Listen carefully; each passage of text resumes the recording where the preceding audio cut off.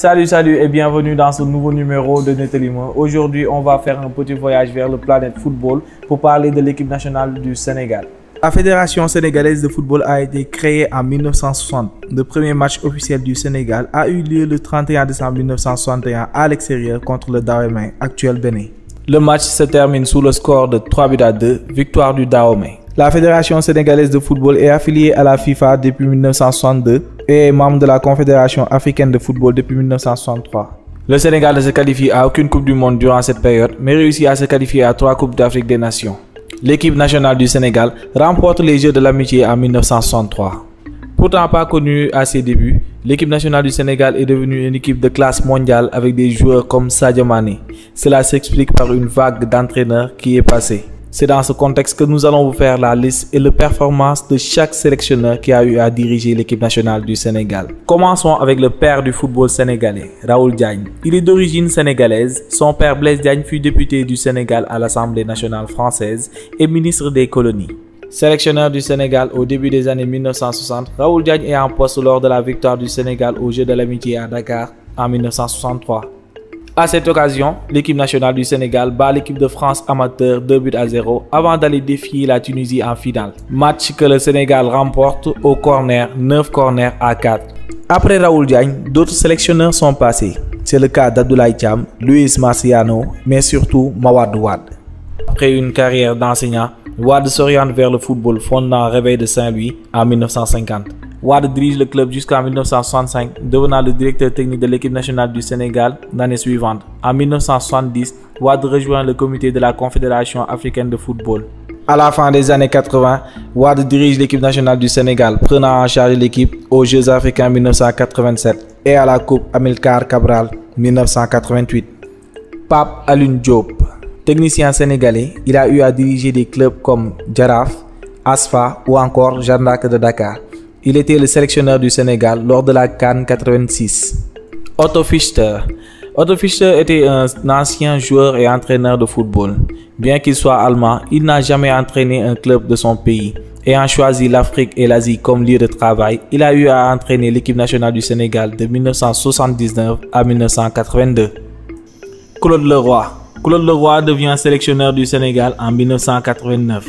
Pour sa première compétition avec les Lions de la Teranga, il attend les demi-finales de la Coupe d'Afrique 1990, où il perd face à l'Algérie. Les Lions de la Teranga perdent aussi la 3e place face à la Zambie, 1-0. Mais c'est la première fois que le Sénégal attend un aussi bon résultat lors d'une CAN, puisque cette sélection n'a jamais réussi à passer le premier tour. 2 ans plus tard, le Sénégal organise la CAN 92.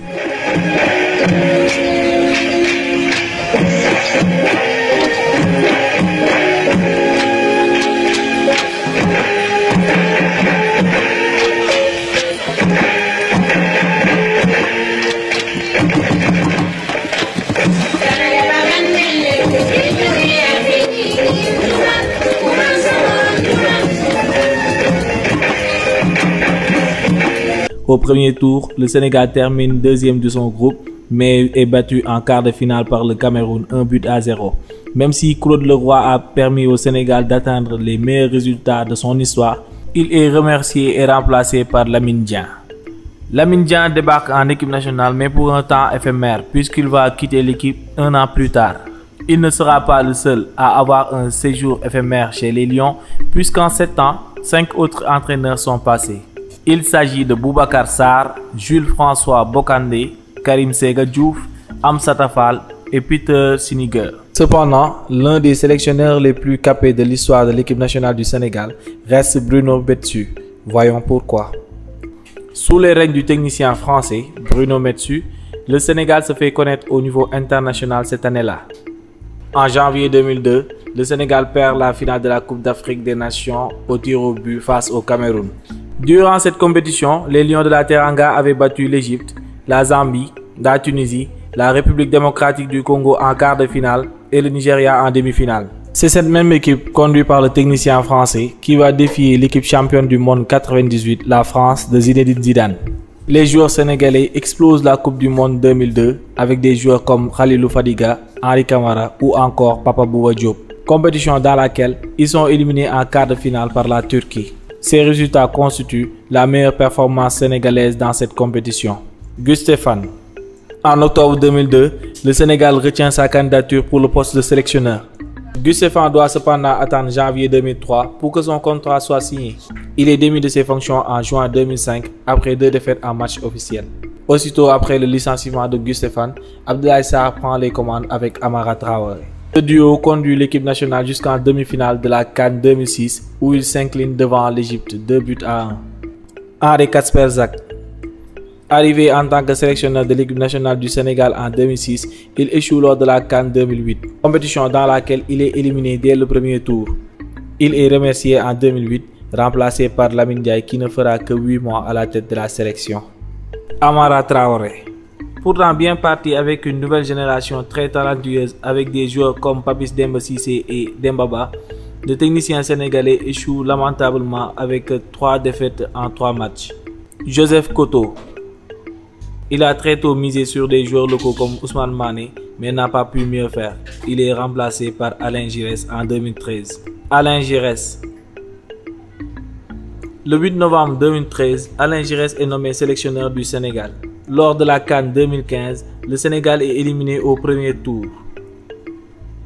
Alain Giresse est alors fortement critiqué. La Fédération sénégalaise de football le démet de ses fonctions le 29 janvier 2015. Alioune Cissé. En 2012, l'ancien capitaine de l'équipe nationale du Sénégal va retrouver la tanière. Après une carrière internationale, l'ex-joueur de Paris Saint-Germain est promu au poste d'adjoint de Karim Séga Diouf, entraîneur de l'équipe nationale olympique avant de devenir le coach principal. Il était sélectionneur de l'équipe nationale du Sénégal des moins de 20 ans lors des Jeux de la francophonie en 2013. Le 4 mars 2015, la Fédération sénégalaise de football le nomme sélectionneur du Sénégal, succédant au Français Alain Giresse. Après l'élimination du Sénégal en quart de finale lors de la CAN 2017, Alioune Cissé a souvent été critiqué par la population, mais la Fédération lui accorde toute sa confiance. En 2019, l'équipe nationale du Sénégal fait mieux. Ils sont qualifiés en finale face à l'Algérie. Toute la population y croit, mais ça ne sera pas pour cette année. Cependant, en 2022, le Sénégal change catégoriquement de philosophie. Fédération sénégalaise avec le Manko Outinabli, Aliou Cissé avec son équipe de classe mondiale avec des joueurs comme Kalidou Koulibaly, Edouard Mendy ou encore Sadio Mané. Le président Macky Sall qui met la pression sur les joueurs lors de la cérémonie de remise de drapeau. Lors de cette compétition, en tant que sélectionneur, Aliou Cissé remporte la Coupe d'Afrique des Nations face à l'Égypte au tir au but. C'est tout pour ce Netelimos spécial équipe nationale. On se donne rendez-vous très vite sur la Stade TV.